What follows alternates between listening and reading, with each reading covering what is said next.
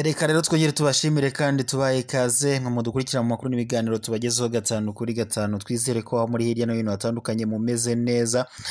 Nimunyemerere rero tunyarukire muri Repubulika Iharanira Demokarasi ya Kongo, maze kuri ubu tubabwire ibirimo kuhabera. Ni urugamba rukomeye hagati ya M23 ndetse n'igisirikare cya leta ya Kongo FARDC n'abafatanyabikorwa bacyo harimo nk'ingabo z'u Burundi ndetse n'imitwe yitwaje intwaro nka Wazalendo. Ni urugamba rero rukomeye cyane rukomeje guhanganisha M23 ndetse n'izi mpande harimo Wazalendo ndetse na FARDC. Ni urugamba rero rwarazindutse kuri uyu wa gatatu tariki ya 16 rwose, imirwano yabyutse isakiranya izi mpande zombi.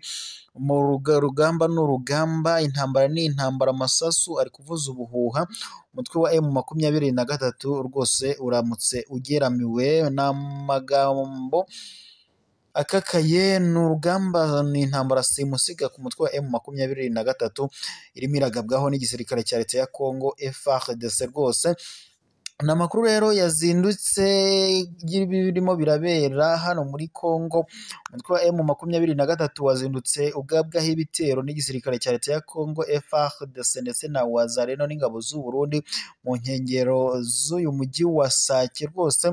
M23 nayo irimo irasuganya cyane rwose, irasa ibisasu biremereye isatira gufata uriya mujyi cyangwa se ishaka kwinjira mu mujyi wa Sake.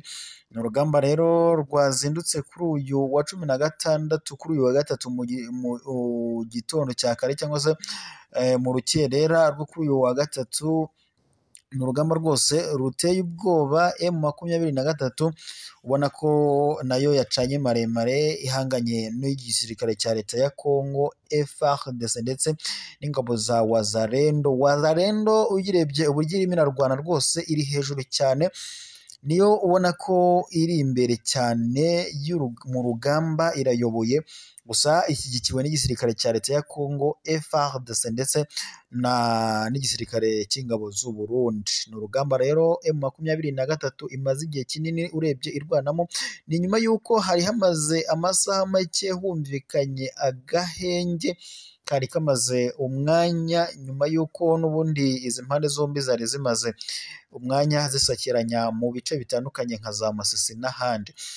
M23 rero nayo mu kwerekana yuko ihambaye, nayo irakubita yisuganya rwose ishakisha kugira ngo itsitsure cyangwa se isubize inyuma iki gisirikare cya leta ya Kongo FARDC ndetse nabo bafatanyije kwirukana uyu mutwe wa M23. Gusa igisirikare cya leta ya Kongo nabo bafatanyije barimo kurwana nabo umuhenerezo, bavuga yuko bagomba bakubita hica.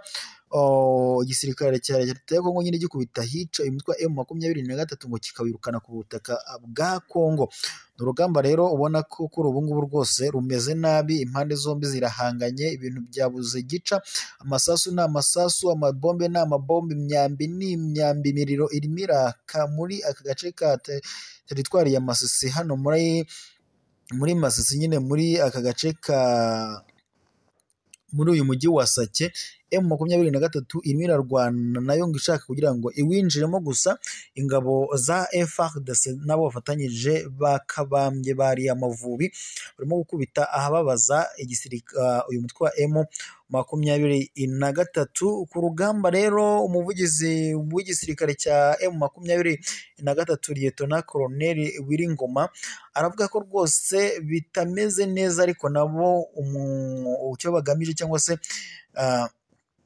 nabo urebye avuga yuko kuri ubu ngubu intego yabo nyamukuru ari ukwirukana burundu igisirikare cya leta cyabagabyeho ibitero ndetse n'uyu mutwe wa Wazalendo n'ingabo z'abarundi bafatanyije. Bavuga ko rero bari buze gushirwa ari uko binjiye muri uyu mujyi wa Sake ndetse bakaza no kurangiza birukanye izi ngabo za FARDC n'iz'abarundi zabagabyeho igitero muri iki gitondo cyangwa se mu gicuku cyo ku itariki ya 16 mu kwezi kwa 10 umwaka wa 2024. Ni urugamba rero ubona ko rukomeye cyane, amasasu ari kuvuza ubuhuha, imiriro ni imiriro, imyambi ni imyambi. Kuri ubu rwabuze gica rwose, urebye ntibisanzwe, birakomeye cyane ku ruhande rwa M23. M23 rero urebye iri guhambirizwa, irashaka kwirukanwa ngo ivanwe ku butaka bwa Repubulika Iharanira Demokarasi ya Kongo. FARDC n'ingabo z'u Burundi ndetse na Wazalendo nibo bayoboye igitero, biravuga ko nibo bagabye igitero kuri M23 mu rukerera rwo kuri uyu wa gatatu. M23 rero nayo yaje gukora ibishoboka byose kugira ngo bibe yabigaranzura. Kuri ubu rero rwabuze gica muri ibi bice bya Sake. M23 irimo irashaka kwinjira muri uyu mujyi wa Sake. Mu yandi makuru kandi nayo kuri uyu wa kabiri tariki ya 15 Ukwakira 2024, umutekano wari ukomeje kuba mubi mu bice bitandukanye, aho wakomezaga kugenda uhindagurika mu turere twinshi two muri teritwari ya Masisi muri Kivu y'Amajyaruguru nyine nk'ibisanzwe. Ari nyuma y'imirwano ikaze yari irimo irahuza M23 ndetse n'inyeshyamba za Wazalendo mu duce tumwe tumwe two mu mujyi wa Sake, nko muri sheferi ya Buhunde ndetse no mu gace ka Mweso muri sheferi ya Bashari. Amagana rero ahagana mu masaa 5 za mu gitondo ku wa kabiri, ubwo n'ejo, amasasu make yakomeje yongeye kumvikana mu minota mike ahagana mu burengerazuba bw'uriya mujyi wa Sake.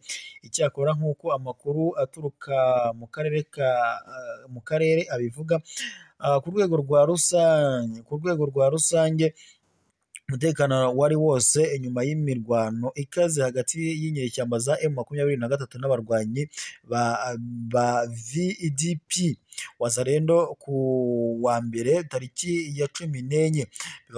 Bigaragara ko byari hatari cyangwa se byari hagati ya saa 10, byari bikaze cyane. Bikaba byarabaye hagati ya saa 11, saa 2 ndetse na saa 2 z'ijoro. Urumva ko hari mu gicuku.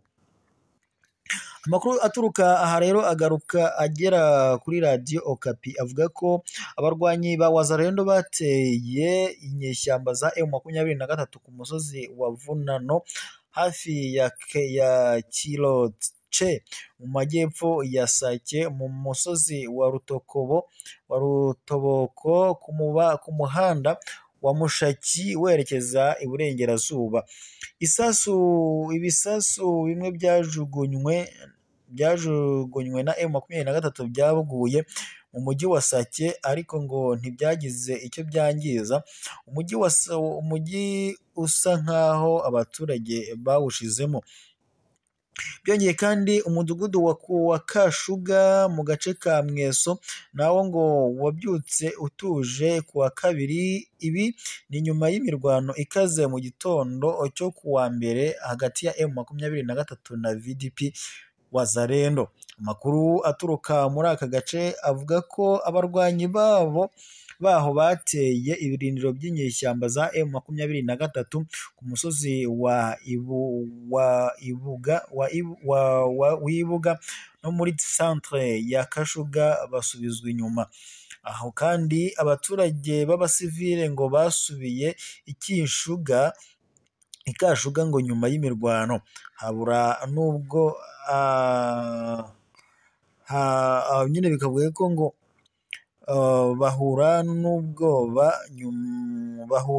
n'ubwoba bukabije nyuma yo kubwirwa ko ngo hongera kubaho imirwano hagati y'imitwe yombi yitwaje intwaro iri muri aka karere.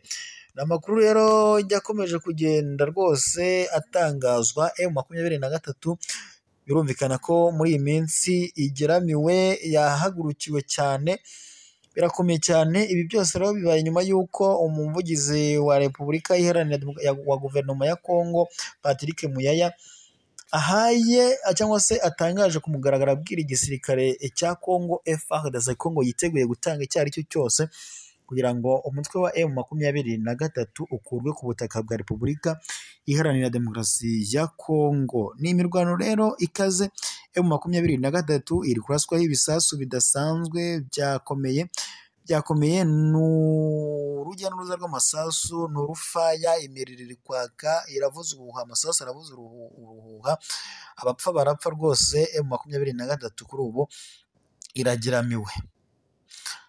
Nuko rero urugamba ruhagaze kuri ubu muri Repubulika Iharanira Demokarasi ya Kongo, gusa nkwibutse kuri wowe waba udukurikiye ukande subscribe, sabone maze ujye uwa mbere kubona amakuru n'ibiganiro tukugezeho gatanu kuri gatanu.